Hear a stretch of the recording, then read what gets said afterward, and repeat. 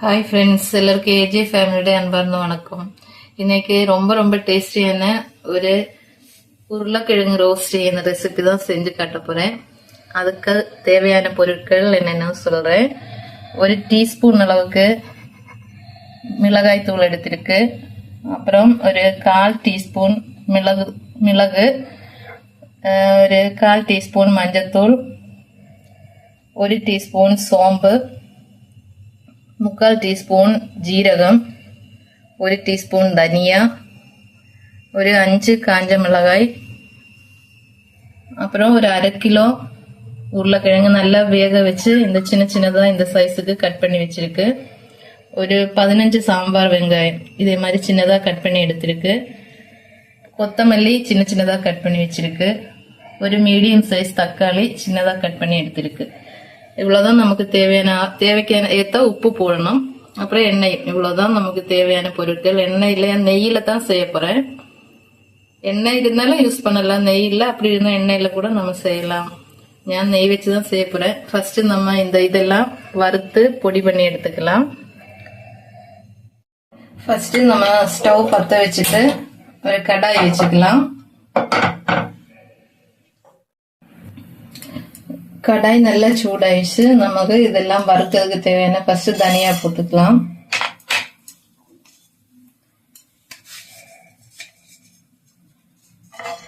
தனியா கொஞ்சம் சூடான பிறகு ஃப்ளேம் மீடியமா வைக்கலாம்.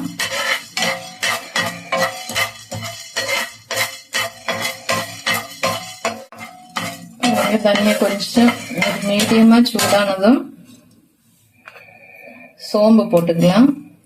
அது கூடவே ஜீரகம் போட்டுக்கலாம். அது கூடவே மிளகும் போட்டுக்கலாம். எல்லாம் சேர்த்து நல்லா மிக்ஸ் பண்ணிக்கோங்க.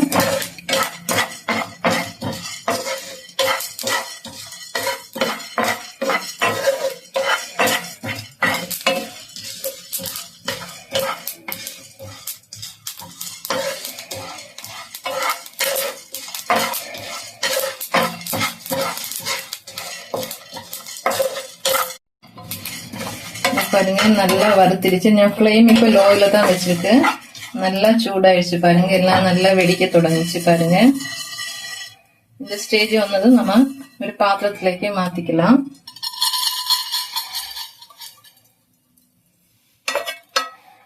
அப்புறம் அதே கடாயில காஞ்ச மிளகா கொஞ்சம் அப்படியே சூடு பண்ணி எடுத்துக்கலாம். இது குண்டு மிளகானே கூட எடுத்துக்கலாம். இந்த மிளகு தான் வேணும் அப்படின்னு கிடையாது. மிளகு நல்லா பாருங்க, நல்லா வறுத்து வந்துருச்சு பாருங்க. கலர் எல்லாம் கொஞ்சம் சேஞ்ச் ஆயிடுச்சு பாருங்க. இந்த ஸ்டேஜ் வந்து நம்ம அதுவும் இந்த மசாலா கூடவே போட்டுக்கலாம். இதெல்லாம் சேர்த்து நம்ம ஒன்னும் அரைச்சு எடுத்துக்கலாம். திருப்பி நம்ம ஸ்டவ் பத்த வச்சுட்டு அதே கடாய் தான் நான் யூஸ் பண்றேன். கடாய் வச்சுக்கோங்க. கடாய் நல்லா சூடாகட்டும். கடாய் சூடாயிடுச்சு. ஒரு 1.5 டீஸ்பூன் அளவுக்கு நெய் சேர்த்திருக்கு. எண்ணெய் நல்லது பாருங்க, நெய் நல்லா மெல்ட் ஆயிடுச்சு. நம்ம அதுக்கப்புறமா கடுகு உளுத்தம் பருப்பும் சேர்த்து போட்டுக்கலாம். நம்ம நெய் இல்லை அப்படி இருந்தா நம்ம எப்பவுமே சமைக்கிறதுக்கு யூஸ் பண்ணதில்ல அந்த எண்ணெய் யூஸ் பண்ணி கூட போதும். நெய்யில தான் செய்யணும் அப்படி இல்லை. நெய்யில செஞ்சா அதை விட கொஞ்சம் கூட டேஸ்ட் நல்லா இருக்கும். கடுகு எல்லாம் வெடிச்சிருச்சு. உளுத்தம் பருப்பு கொஞ்சம் கலர் சேஞ்ச் ஆகட்டும்.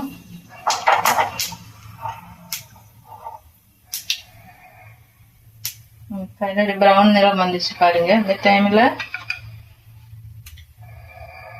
சின்ன வெங்காயம் கட் பண்ணி வச்சிருந்தாங்க, அது போட்டுக்கலாம்.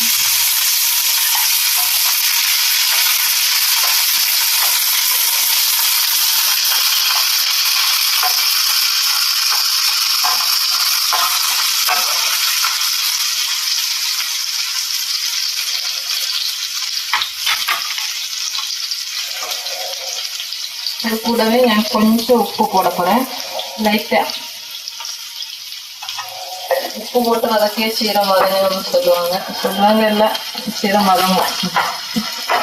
நம்ம வெங்காயம் எல்லாம் வதக்கும்போது அது கூடவே கொஞ்சம் உப்பு கொஞ்சம் மஞ்சத்தூள் எல்லாம் சேர்த்து வதக்கலாம். சீரம் வதக்கி எடுக்கலாம் நமக்கு.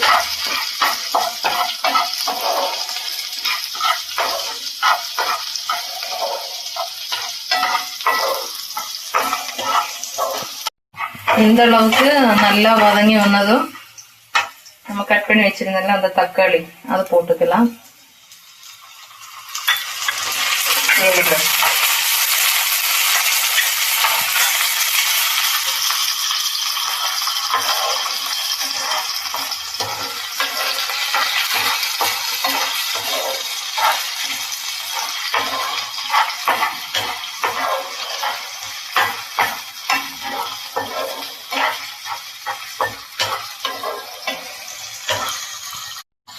இந்த அளவுக்கு நல்லா இது பாருங்க, தக்காளி நல்லா வதக்கி வச்சு நமக்கு அவ்வளோ தெரியாத அளவுக்கு நல்லா வதங்கி வச்சு பாருங்க.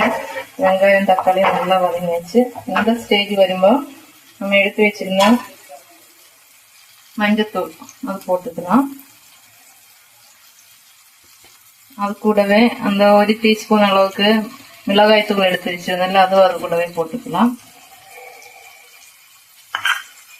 ஃப்ளேம் கொஞ்சம் லோவில் வச்சுக்கோங்க. அந்த டைமில் அது கொஞ்சம் நல்லா மிக்ஸ் பண்ணி எடுத்துக்கோங்க. ஒரு 2 மினிட்ஸ் அப்படியே நல்லா மிக்ஸ் பண்ணிக்கோங்க.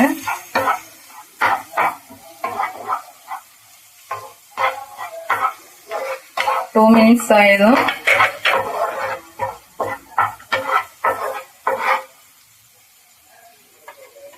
கட் பண்ணி வச்சிருந்த உருளைக்கிழங்கு போட்டுக்கலாம். ஒரு 1/2 கிலோ உருளைக்கிழங்கு இருக்கு. நான் வேக வச்சு நல்லா கட் பண்ணி வச்சிருக்கேன். உப்பு சேர்த்து தான் வேக வச்சிருக்கேன். கொஞ்ச நேரம் அது கூடவே நல்லா இதே மாதிரி வதக்கிக்கோங்க. உப்பு வேணும் அப்படி இருந்தா உப்பு திருப்பி அப்புறமா போட்டுக்கோங்க. நான் இப்ப வெங்காயத்துல உப்பு போட்டுதான் வதக்கிது, அதனால அப்புறமா பார்த்துட்டு போடலாம் உப்பு.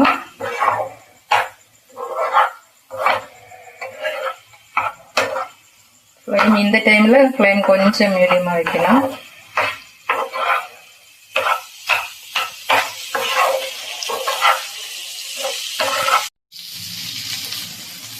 நம்ம கொத்தமல்லி எடுத்து வச்சிருந்தேன்ல, நான் அந்த பாதி இப்ப போடுறேன். அப்புறம் கொஞ்சம் எடுத்து வச்சிருக்கு, அது லாஸ்ட் போட்டுக்கலாம். அது சேர்த்து மிக்ஸ் பண்ணிக்கோங்க. பாருங்க, இந்த அளவுக்கு நல்லா ஃப்ரை ஆன பிறகுதான் கொத்தமல்லி போட்டிருக்கு. நெய் அந்த தக்காளி எல்லாம் போட்டு நல்லா வதக்கியதில்ல, உருளைக்கிழங்கு போட்டு நல்லா வதக்கி இருக்கு. 5 to 10 மினிட்ஸ் நல்லா வதக்கி இருக்கு பாருங்க. அதுக்கப்புறம் தான் கொத்தமல்லி போட்டிருக்கு. பாருங்க, இந்த அளவுக்கு வந்ததும் நம்ம லாஸ்ட் தான் அந்த மசாலா பொடி பண்ணி வச்சிருந்தேன்ல அது போட போறேன். அப்படியே மேலே போட்டு விடலாம். ஃப்ளேம் அந்த டைமே கொஞ்சம் லோவில் வச்சுக்கோங்க. வச்சுட்டு எல்லாம் சேர்த்து நல்லா மிக்ஸ் பண்ணிக்கோங்க. இதுல இஞ்சி பூண்டு பேஸ்ட் நான் சேர்க்கவே இல்லை. அது போட்டால வேற ஒரு டேஸ்ட் ஆயிடும் நமக்கு. அது நெய்யில செஞ்சா கொஞ்சம் நல்ல சூப்பர். இப்பயே நல்ல மனம் வாசனை எல்லாம் அப்படி அடிக்குது. நெய்யும் உருளைக்கிழங்கு எல்லாம் சேர்ந்து வருது. மசாலா நெய் இருந்தா முடிஞ்சதும் நெய்யில இந்த மாதிரி ஒன்றும் செஞ்சு பாருங்க. உப்பு மட்டும் பார்த்து வேணும் அப்படி இருந்தா போட்டுக்கோங்க.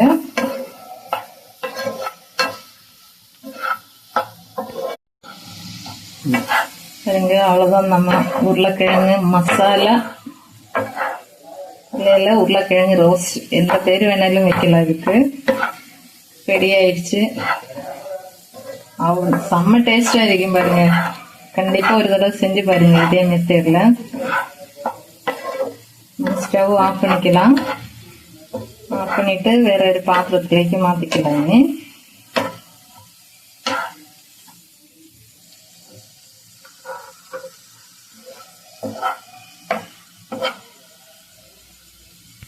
நம்ம உருளைக்கிழங்கு ரோஸ்ட் ஒரு பாத்திரத்திലേക്ക് மாற்றி வச்சு கொஞ்சம் கொத்தமல்லி தழை போட்டு டெக்கரேட் பண்ணலாம். அவ்வளோதாங்க. எல்லாரும் ஒரு தடவை செஞ்சு பாருங்க. செஞ்சு பார்த்துட்டு எப்படி இருக்குன்னு மறக்காம லைக் பண்ணுங்க, ஷேர் பண்ணுங்க, சப்ஸ்கிரைப் பண்ணுங்க.